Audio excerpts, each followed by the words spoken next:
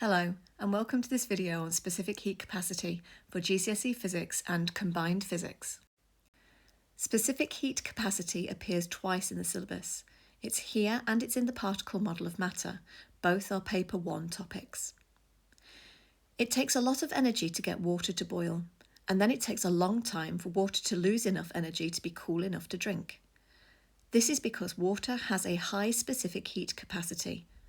A consequence of this is water is a very good store of thermal energy because it stays warm for a long time. And because it takes a lot of energy to get water to change temperature, it is also very temperature stable. This property of water helps us to keep our body temperatures at the same level, 37 degrees Celsius. Other substances have low specific heat capacities. Gold, for example, does not need much energy to change its temperature. It very quickly heats up in an appropriate heat source. It also cools down quickly. These are some values of specific heat capacities for common substances. In this example, gold and iron are being heated using the same energy source. Gold has a lower specific heat capacity than iron. It takes less time, so less energy has been transferred to it, to change its temperature by 1 degree Celsius.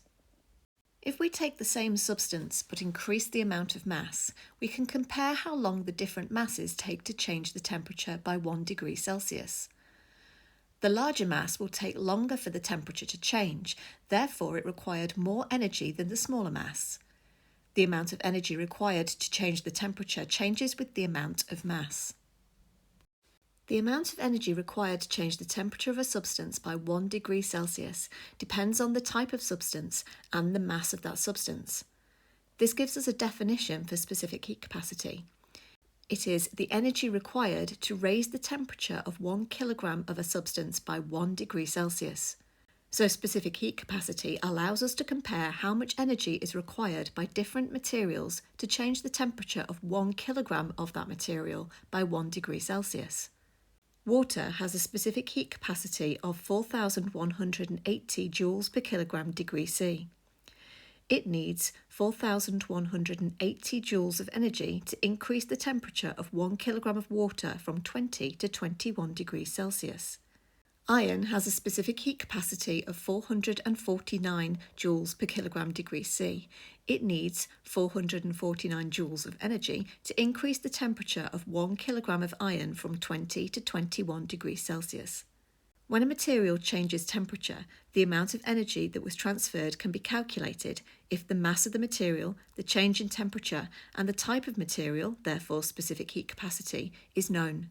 To do this, we need this equation. Change in thermal energy equals mass times specific heat capacity times change in temperature. Or in symbols, delta E equals mc delta theta, where delta E is change in energy and delta theta is change in temperature, m is mass, and c is the specific heat capacity. And that's all for this video. Thank you so much for listening.